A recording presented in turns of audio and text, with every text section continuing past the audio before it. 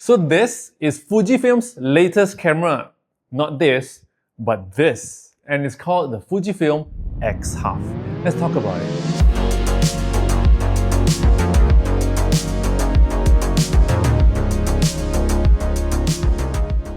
What's up guys, Jason Smashpop here. So before I share with you more about this camera, I just want to tell you that I am only having this camera for 4 days, so I will not have time to actually properly use and review this camera. But I've been having this for 2 days now, okay? So I'm just gonna give you my early thoughts and impression about this camera. So basically, this is called the Fujifilm X Half, and if you have never heard about it and you want to know what it is about, well, I can tell you with one simple sentence.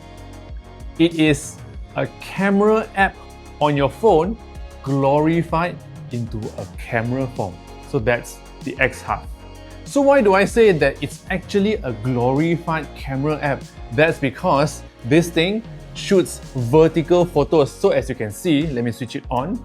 As you can see on the back here, the screen is vertical, okay, because people nowadays, they like taking photos using their phones. Hence, Fujifilm is like, you know what, let's create a camera that can also take vertical photos. Hence, you get this thing, okay? So as you can see, the screen is vertical, and because of that, it cannot be very big because there isn't much real estate for them to have a bigger screen, okay? This one is 2.4 inches, but in general, the camera is very small, like what you saw just now, smaller than an iPhone, okay? It's about 10.1 cm long, and it is only 240 grams in weight. So that also means it is super light, super small, and it's perfect to put inside your pocket.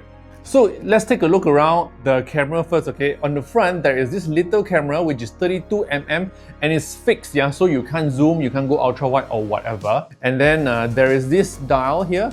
It's called focus ring that you can use it to focus. There's also this thing that you can push to actually change the aperture. So on top here, you get to see the aperture numbers. And on the front, there's a viewfinder. Beside it is not your usual camera flash. It is an LED light. I don't know why they use LED light. Maybe they want the light to be continuously on for people who want to shoot videos, because a lot of people nowadays, they use their phones to shoot videos using the light on their phone. So I guess it's the same reason. On the side here, there is a switch. Whether you want light or not, you can just push the switch up or down. And below it, there's only one port, which is a USB Type-C port. That's it. Okay, and on the back, you get to see there's a viewfinder, and this is an optical viewfinder, and that also means there is no display, no lines, no indicator, no nothing. It is just a glass hole for you to peep through what you want to see through the camera, okay? And behind here, there are two screens. The big one, which is 2.4, and a small one on the left. And the small one is basically an indicator of what you're looking at from the screen. For example, if you want to choose film simulations, you can swipe on this small screen to change the film simulation, and you will see the preview on the bigger screen.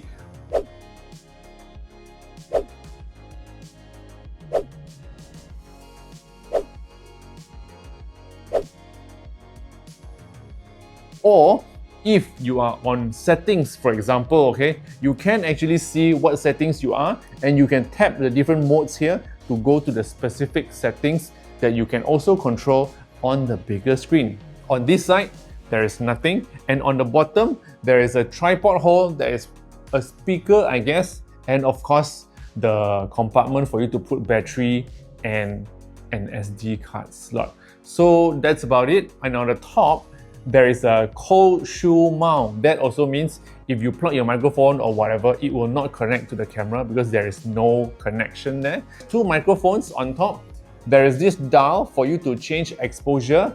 There's also a thumb lever, okay? So this one is very new to many people, and you might not know what this is. So we'll talk about it later. So that's about it. The Fujifilm X Half exterior. So on the inside, okay, there is this sensor which is not as good as you expected because it is only a 1-inch sensor, which is probably a little bit bigger than the sensors on your smartphone, depending what smartphone you are using, okay? So this would sit in between a smartphone and a professional camera, for example, like the X100V. Okay, so if you don't want to be too professional and you don't want to use your phone because you might think the phone might not be good enough, this might be your choice. But then again, it only shoots in JPEG. There is no RAW version for you to edit, okay? Whatever you press, it will come out as JPEG and you just take it and go.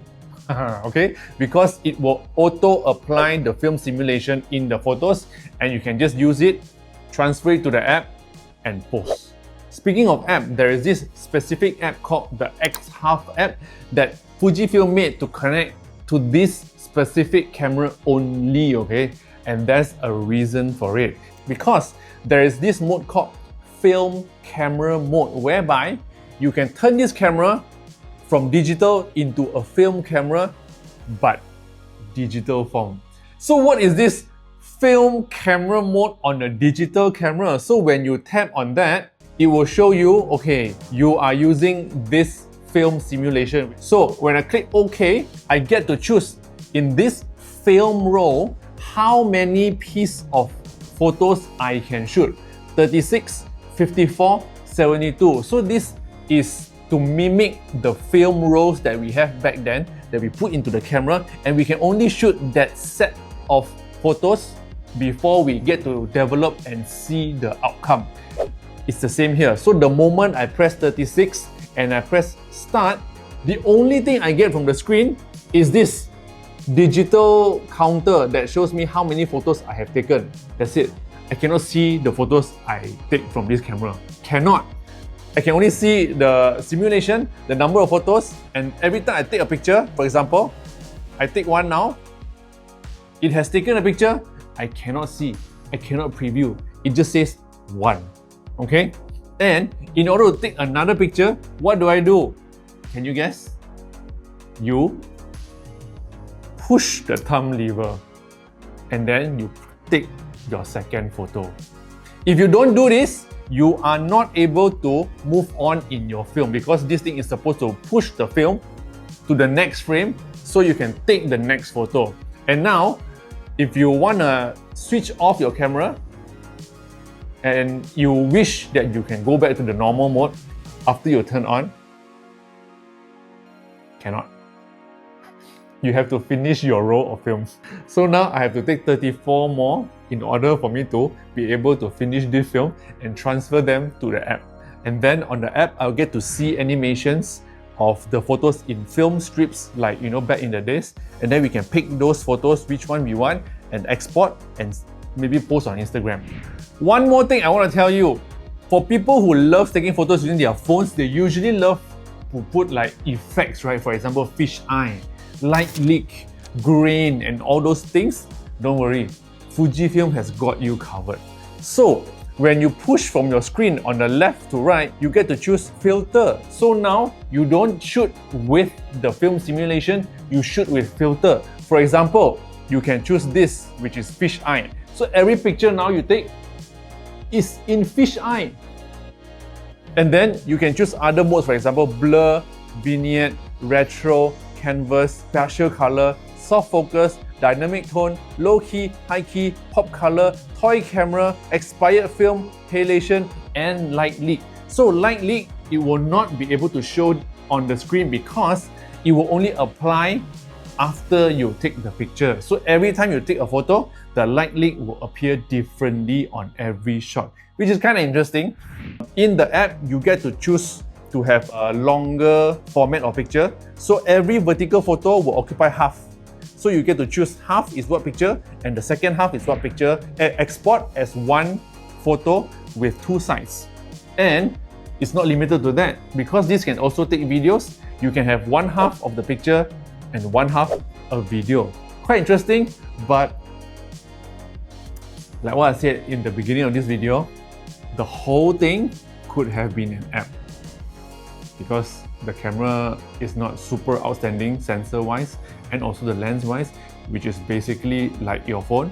But then again, I don't know, maybe you don't like using phones, but you still want all those features, then at least you get to carry this, around your neck. And then you can tell people that I have a Fujifilm camera. Okay, so this is basically an app that can cost you 3,400 ringgit.